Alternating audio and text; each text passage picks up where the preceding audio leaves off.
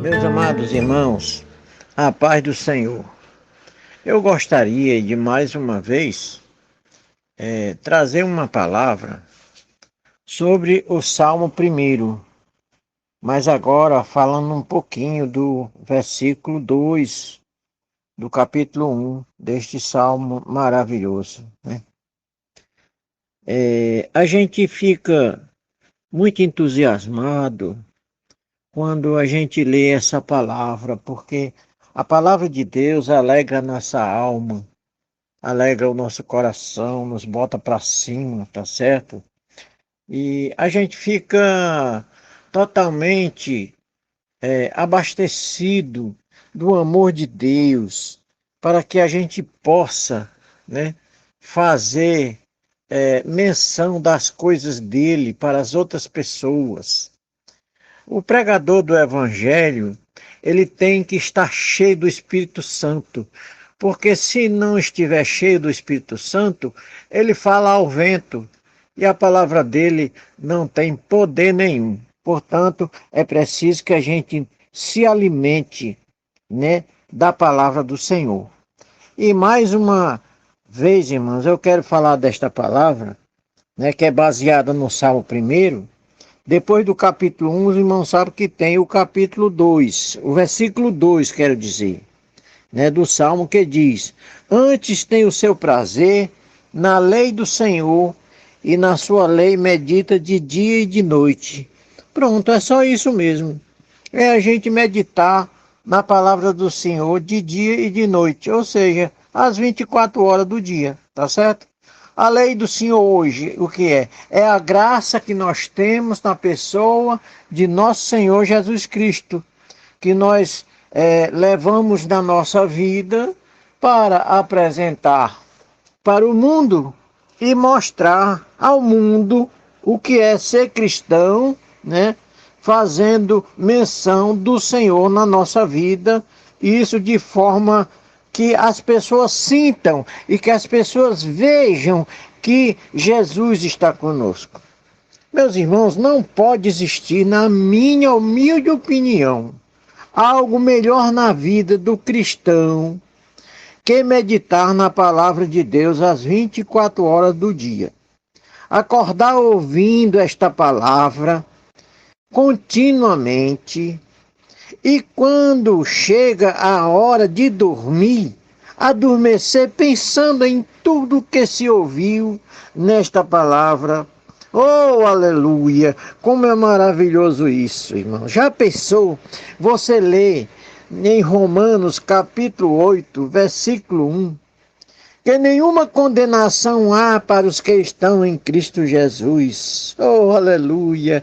E que tem o privilégio de andar no Espírito e não na carne. Isso é maravilhoso, irmãos. É maravilhoso. E que diremos nós, se Deus é por nós? Quem será contra nós? Isso aqui está escrito em Romanos 8:31. Meus queridos, viver a palavra de Deus é se abastecer dela. Ela é o pão que desceu do céu.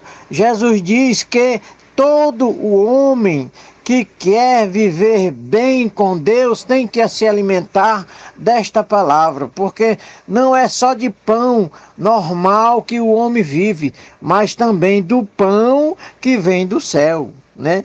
E aqui a gente tem muitos outros versículos, por exemplo: mas como está escrito, as coisas que o olho não viu, e o ouvido não ouviu, e não subiu ao coração do homem, são as que Deus preparou para os que Ele ama. 1 Coríntios 2:9. Já pensou, irmãos, numa palavra dessa? Você ter isso como norte para se orientar? É maravilhoso, porque, olha, o apóstolo Paulo deu um exemplo do que é viver cheio dessa palavra, né? A gente não vê hoje mais assim cristãos, eu digo de todas as áreas das nossas congregações, das nossas denominações, com esse perfil. São raras as pessoas que têm esse perfil, e é preciso que todos sejam cheios desse conhecimento para poder pregar o evangelho do Senhor para toda criatura. Em 2 Coríntios, capítulo 12, versículo 4, a gente lê o seguinte: que Paulo foi arrebatado ao paraíso e ouviu palavras inefáveis de que ao homem não é lícito falar. Já imaginou que palavras foram essas, irmãos? Pense aí. Certamente foram palavras de tamanha excelência que Paulo foi proibido por Deus de divulgá-las. E para que ele não se exaltasse, aleluia, e revelasse o segredo, Deus colocou nele um espírito, um espinho na carne, ou seja, um espírito de Satanás para o esbofetear. Como é que se pode entender tal coisa, irmão?